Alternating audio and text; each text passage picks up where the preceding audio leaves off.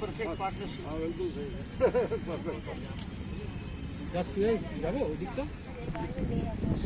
कितने आप लोगों ने पेड़ लगाए और क्या उसका? देखिए, मैंने और माननीय मुख्यमंत्री ने सभी को आह्वान किया कि राज्य में बहुत ज़्यादा पेड़ लगाने। हमारा राज्य विकट स्थिति से गुजर रहा है। कोविड-19 की लड़ाई चुनौतीपूर्ण है। अचानक अम्फान आया। अम्फान की चपेट में कलकत्ता शहर इस तरीके से आया जैसा पहले कभी नहीं हुआ। कलकत्ता शहर में 10 दिन ऐसे कभी नहीं देखे होंगे इतिहास में जो अम्फान की फ्यूरी के बाद देखे। सुंदरबंस की हालात बहुत ही चिंताजनक है। केंद्र और राज्य सरकार का पूरा ध्यान आज का दिन महत्वपूर्ण इसलिए है कि केंद्रीय टोली भी आज पश्चिम बंगाल में है। वो भी स्थिति का आकलन करेगी। एनवायरमेंट डे पूरी दुनिया में मनाया जा रहा है। 2020 की थीम है बायोडाइवर्सिटी। क्यों है? 1 million species are about to extinct. यदि अगर हम हार्मनी नहीं रखेंगे नेचर के साथ तो आने वाले समय में बहुत बड़ा संकट आएगा। हम कह रहे हैं कि अर्थ वार्मिंग का सिस्टम है, आइस मेल्ट हो रही है। आने वाली पीढ़ियों को हम क्या देंगे?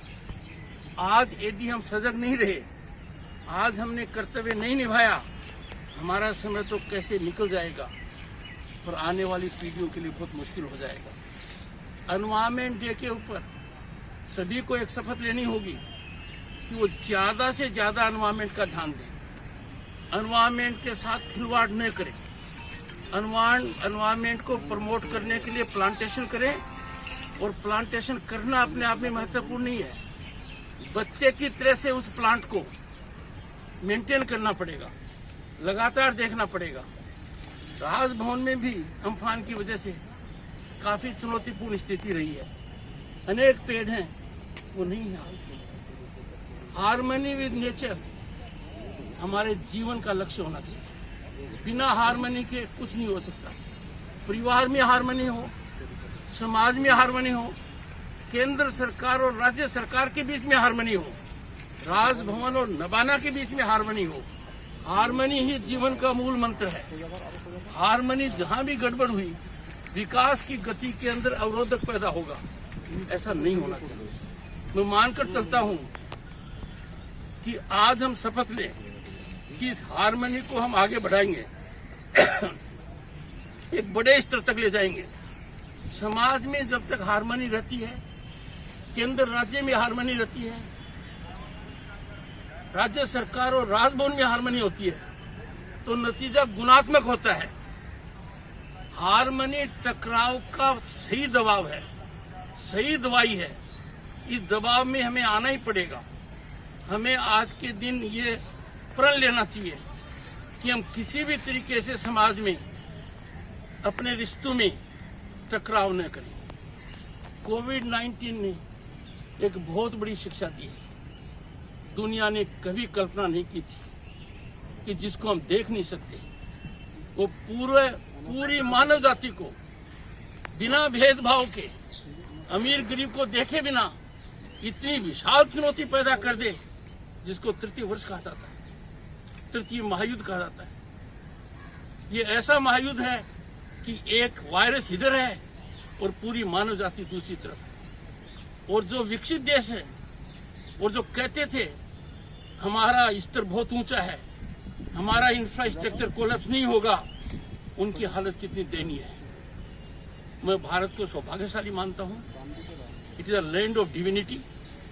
इतना सब कुछ होने के बाद हमारी जनसंख्या को देखते हुए 135-36 करोड़ कम संख्या नहीं होती है।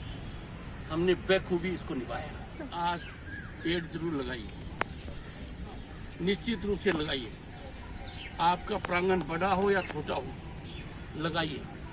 और अंत में एक बात कहूंगा, पेड़ लगाने को पर्यावरण दिवस तक सीमित मत रखिए। ये कांस्टेंट एक्सरसाइज होनी चाहिए, ये लगातार होनी चाहिए।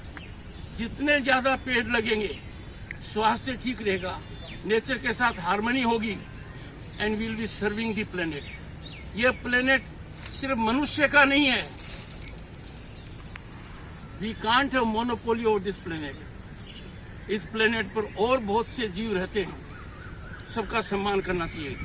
और मैं यही आपको आज कहूंगा, take it as a media responsibility to go ahead. जिस तरीके से टाइम्स नाउ ने एक इनिशिएटिव लिया था, इंडिया फॉर बंगाल, राज्य का प्रथम सेवक होने के नाते, राज्यपाल होने के नाते मैंने मैसेज दिया था, और मेरा मैसेज बहुत क्लियर था।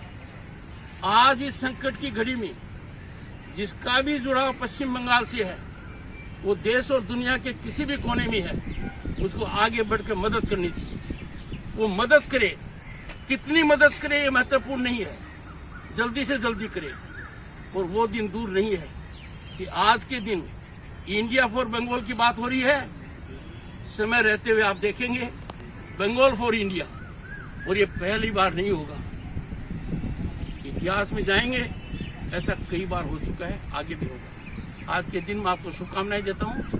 Please as responsible media spread this message extensively and appeal to everyone कि इसको आगे बढ़ाएं। मैंने राज्य के सभी वाइस चांसलर्स को समय रहते हुए एक पत्र लिखा है, और मैंने उनको कहा है, आप 5 जून को अपने परिसर के अंदर सबको प्रोत्साहित कर ज्यादा से ज्यादा पेड़ लगाइए, लोगों में भावना जागृत कीजिए, और मेरे को समय अवधि में इसकी रिपोर्ट भी भेजें।